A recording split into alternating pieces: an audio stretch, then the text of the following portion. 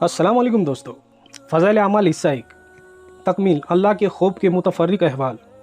قرآن شریف کی آیت اور حضور صلی اللہ علیہ وسلم کی احادیث اور بزرگوں کے واقعات میں اللہ جل شانہ سے ڈرنے کے متعلق جتنا کچھ ذکر کیا گیا ہے اس کا احاطہ تو دشوار ہے، لیکن مختصر طور پر اتنا سمجھ لینا چاہیے کہ دین کے ہر کمال کا زینہ اللہ کا خوف ہے۔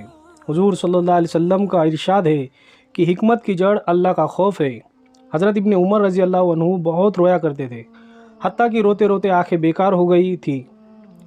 کسی شخص نے ایک مرتبہ دیکھ لیا تو فرمانے لگے کہ میرے رونے پر تعجب کرتے ہو، اللہ کے خوف سے سورج روتا ہے۔ ایک مرتبہ ایسا ہی قصہ آیا تو فرمایا اللہ کے خوف سے چاند روتا ہے۔ ایک نوجوان صحابی رضی اللہ عنہ پر حضور صلی اللہ علیہ وسلم کا گزر ہوا، وہ پڑھ رہے تھے جب فَإِذَا انشقت السماء فَكَانَتْ وَرْدَةً قَدْ پر پہنچے تو بدن کے بال کھڑے ہو گئے، روتے روتے دم گھٹنے لگا اور کہہ رہے تھے، ہاں جس دن آسمان پھٹ جائیں گے، یعنی قیامت کے دن میرا کیا حال ہوگا، ہائے میری بربادی۔ حضور صلی اللہ علیہ وسلم نے ارشاد فرمایا کہ تمہارے اس رونے کی وجہ سے فرشتے بھی رونے لگے۔ ایک انصاری نے تہجد پڑھا اور پھر بیٹھ کر بہت روئے، کہتے تھے اللہ ہی سے فریاد کرتا ہوں جہنم کی آگ سے بچنے کی۔ حضور صلی اللہ علیہ وسلم نے فرمایا تم نے آج فرشتوں کو رلا دیا۔ عبداللہ بن رواحہ رضی اللہ عنہ ایک صحابی ہے، رو رہے تھے، بیوی بھی ان کے اس حالت کو دیکھ کر رونے لگی۔ پوچھا کہ تم کیوں روتی ہو؟ کہنے لگی کہ جس وجہ سے تم روتے ہو۔ عبداللہ بن رواحہ رضی اللہ عنہ نے کہا میں اس وجہ سے رو رہا ہوں کہ جہنم پر تو گزرنا ہے ہی، نہ جانے نجات ہو سکیں گی یا نہیں، یا رہ جاؤں گا۔ زرارہ بن اوفا ایک مسجد میں نماز پڑھا رہے تھے، فَإِذَا نُقِّرَ فِي النَّاقُورِ الآیات پر جب پہنچے تو فوراً گر گئے اور انتقال ہو گیا، لوگ اٹھا کر گھر تک لائے۔ حضرت خلید رضی اللہ عنہ ایک مرتبہ نماز پڑھ رہے تھے، کل نفس ذائقۃ الموت پر پہنچے تو اس کو بار بار پڑھنے لگے۔ تھوڑی دیر میں گھر کے کونے سے آواز آئی، کتنی مرتبہ اس کو پڑھو گے، تمہارے اس بار بار پڑھنے سے 4 جن مر چکے ہیں۔ ایک اور صاحب کا قصہ لکھا ہے کہ پڑھتے پڑھتے جب وَرُدُّوا إِلَى اللَّهِ مَوْلَاهُ الْحَقِّ پر پہنچے تو ایک چیخ ماری اور تڑپ تڑپ کر مر گئے۔ اور بھی اسی قسم کے واقعات کثرت سے گزرے ہیں۔ حضرت فضیل رحمۃ اللہ علیہ مشہور بزرگ فرماتے ہیں کہ اللہ کا خوف ہر خیر کی طرف رہبری کرتا ہے۔ حضرت شبلی رحمۃ اللہ علیہ کے نام سے سبھی واقف ہے، وہ کہتے ہیں جب سے میں بھی اللہ سے ڈرا ہوں، اس کی وجہ سے مجھ پر حکمت اور عبرت کا ایک دروازہ کھلا ہے جو اس سے پہلے نہیں کھلا۔ حدیث میں آیا ہے کہ اللہ جل شانہ فرماتے ہیں کہ میں اپنے بندے پر 2 خوف جمع نہیں کرتا اور 2 بے فکریاں نہیں دیتا۔ اگر دنیا میں مجھ سے بے فکر رہے تو قیامت میں ڈراتا ہوں، اور دنیا میں ڈرتا رہے تو آخرت میں بے فکری عطا کرتا ہوں۔ حضور صلی اللہ علیہ وسلم کا ارشاد ہے جو اللہ سے ڈرتا ہے اس سے ہر چیز ڈرتی ہے، اور جو غیر اللہ سے ڈرتا ہے اس کو ہر چیز ڈراتی ہے۔ یحییٰ بن معاذ کہتے ہیں کہ آدمی بیچارہ اگر جہنم سے اتنا ڈرنے لگے جتنا تنگ دستی سے ڈرتا ہے تو سیدھا جنت میں جائے۔ ابو سلیمان دارانی کہتے ہیں کہ جس دل سے اللہ کا خوف جاتا رہتا ہے وہ برباد ہو جاتا ہے۔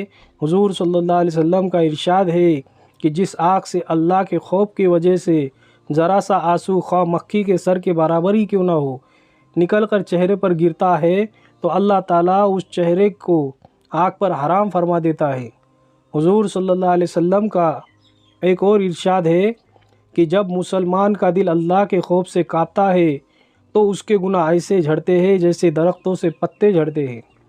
میرے نبی صلی اللہ علیہ وسلم کا ایک اور ارشاد ہے کہ جو شخص اللہ کے خوف سے روئے اس کا آگ میں جانا ایسا ہی مشکل ہے جیسا دودھ کا تھنوں میں واپس جانا۔ حضرت عقبہ بن عامر رضی اللہ عنہ ایک صحابی ہے، انہوں نے حضور صلی اللہ علیہ وسلم سے پوچھا نجات کا راستہ کیا ہے؟ آپ نے فرمایا اپنی زبان کو روکے رکھو، گھر میں بیٹھے رہو اور اپنی خطاؤں پر روتے رہو۔ حضرت عائشہ رضی اللہ عنہا نے ایک مرتبہ دریافت کیا کہ آپ کی امت میں کوئی ایسا بھی ہے جو بے حساب کتاب جنت میں داخل ہو؟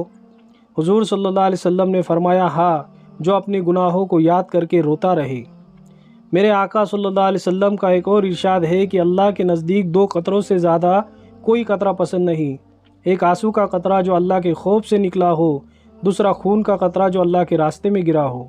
ایک جگہ ارشاد ہے کہ قیامت کے دن 7 آدمی ایسے ہوں گے جن کو اللہ جل شانہ اپنا سایہ عطا فرمائیں گے۔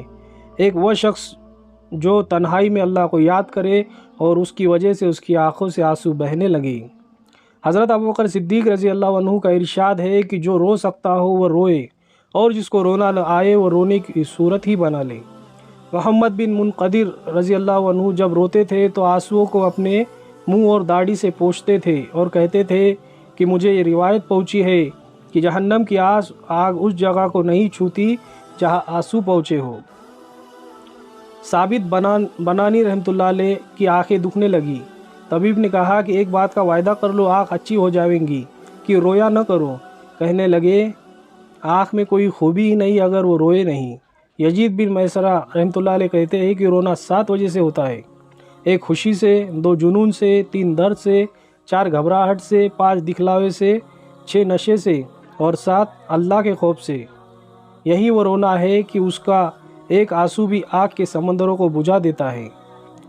کعب احبار رضی اللہ عنہ کہتے ہیں کہ اس ذات کی قسم جس کے قبضے میں میری جان ہے، اگر میں اللہ کے خوف سے روؤں اور آنسو میرے رخسار پر بہنے لگے، یہ مجھے اس سے زیادہ پسند ہے کہ پہاڑ کے برابر سونا صدقہ کروں۔ ان کے علاوہ اور بھی ہزاروں ارشادات ہیں جن سے معلوم ہوتا ہے کہ اللہ کی یاد میں اور اپنے گناہوں کے فکر میں رونا کیمیا ہے اور بہت ہی ضروری اور مفید، اور اپنے گناہوں پر نظر کر کے یہی حالت ہونی چاہیے۔ لیکن اس کے ساتھ ہی یہ بھی ضروری ہے کہ اللہ کے فضل اور اس کی رحمت کی امید میں بھی کمی نہ ہو۔ یقیناً اللہ کی رحمت ہر شے کو وسیع ہے۔ حضرت عمر رضی اللہ عنہ کا ارشاد ہے، اگر قیامت میں یہ اعلان ہو کہ ایک شخص کے سوا سب کو جہنم میں داخل کرو، تو مجھے اللہ کی رحمت سے یہ امید ہے کہ وہ شخص میں ہی ہوں، اور اگر یہ اعلان ہو کہ ایک شخص کے سوا سب کو جنت میں داخل کرو، تو مجھے اپنے اعمال سے یہ خوف ہے وہ شخص میں ہی نہ ہوں۔ اس لیے دونوں چیز کو علیحدہ علیحدہ سمجھنا اور رکھنا چاہیے۔ بالخصوص موت کے وقت امید کا معاملہ زیادہ ہونا چاہیے۔ حضور صلی اللہ علیہ وسلم کا ارشاد ہے کہ تم میں سے کوئی شخص نہ مرے مگر اللہ تعالیٰ کے ساتھ حسن ظن رکھتا ہو۔ امام احمد بن حنبل رحمۃ اللہ علیہ کا جب انتقال ہونے لگا تو انہوں نے اپنے بیٹے کو بلایا اور فرمایا کہ ایسی احادیث مجھے سناؤ جن سے اللہ تعالیٰ کے ساتھ امید بڑھتی ہو۔ ویڈیو پسند آیا تو ویڈیو کو لائک کریں اور ایسے ویڈیو دیکھنے کے لیے ہمارے چینل کو ضرور سبسکرائب کریں۔ جزاک اللہ خیر۔